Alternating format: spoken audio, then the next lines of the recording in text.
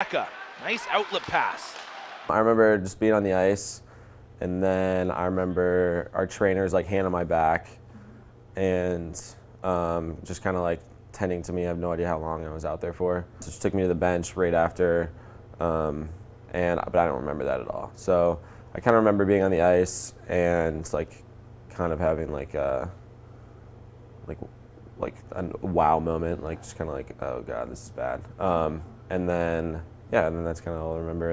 Matt Whipper may not remember the hit that ended his career on Ohio University's hockey team, but his teammate, Brian Lubin, sure does.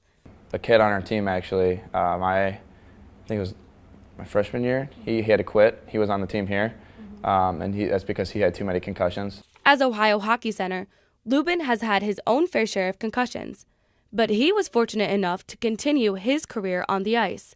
His former teammate had to hang up his skates early. To see him go through that and not be able to play anymore because of that, it sucked for all of us, but I can imagine what it was like for him, considering this is why he came here and stuff. Ohio University's team physician Fred Solomon says a concussion is a traumatic injury to the brain. This way I can put it is you take your cell phone and drop it. You may not crack the screen, but you may damage the phone inside. So think of it like that, is that the hardware has been damaged and it can't carry out its executive functions. The most common symptoms of a concussion include headaches, dizziness, fogginess, nausea, vomiting, fatigue, sensitivity to light and sound, and difficulty focusing. Matt had headaches for months following his career-ending concussion, but his mental health took the biggest hit. So like my world kind of just like cut off. Like you're done with hockey, but you still got to show up to class. You know, I still was coming here and like being supportive of the team, but it was killing me every single time I was here.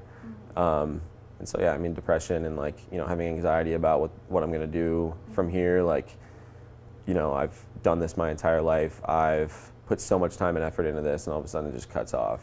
The Ohio University Athletic Department follows the NCAA's strict concussion protocol to ensure player safety.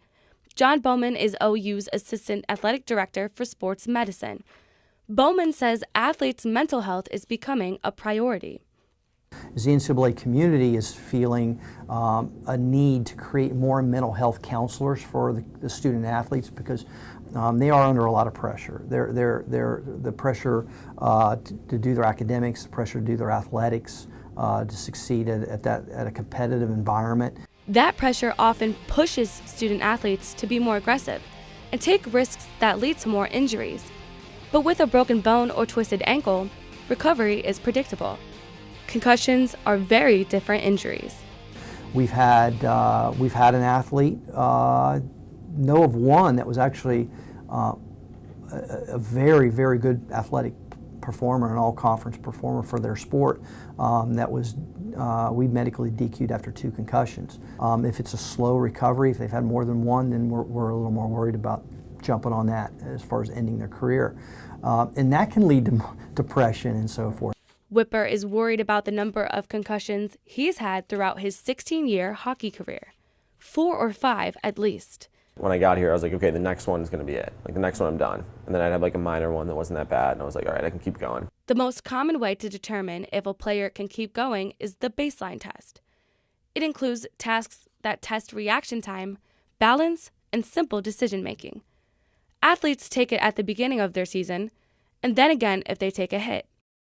The comparison is supposed to tell trainers if there's a concussion problem. So we did the baselines, like I've done those a lot. Yeah. For like every team you go to, you do a new one, and then every time I got a concussion, I'd have to redo it. And even if I didn't really have a concussion, I'd have to do it. Mm-hmm.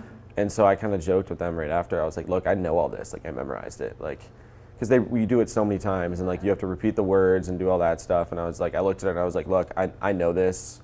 Like if you give me this test, it's not going to matter. Sports medicine physician Dr. Aaron Roberts found another problem with the baseline test.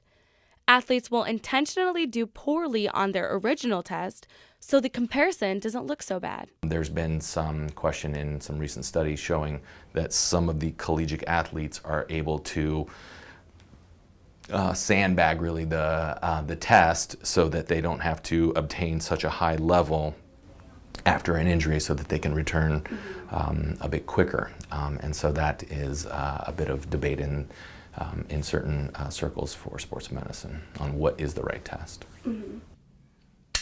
Dr. Roberts believes this new technology may in fact be the right test. The Clear Edge Brain Health Toolkit takes the subjectivity away from both the patients and the physician.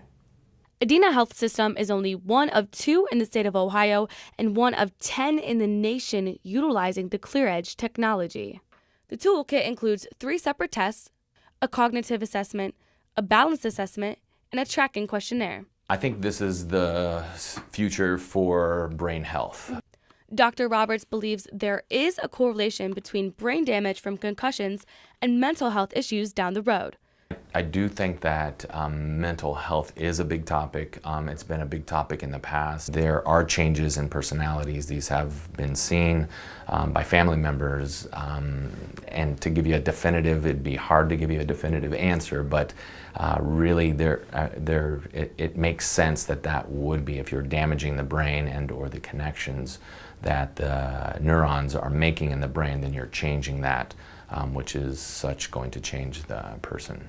It was concern about personality changes and other long-term mental health problems that convinced Matt to put his health first and walk away from the sport he called his first love. Does this bring back any memories of being on the ice? Oh yeah, yeah, totally. I mean, I remember, it's like a lot of good memories. It's like I remember like scoring goals in here and like you feel like the entire place is like an earthquake. Actually getting up the courage to stand up. I mean, I remember standing up in this locker room and being like, hey, it was picture day, which was hard. And I remember standing up in this locker room and being like, hey guys, like I've decided to stop. And then, I mean, yeah, definitely a lot of like emotions with that, like a lot of tears in that process because I knew it was coming to an end. And like it's hard because it's what defines you for like a lot of your life.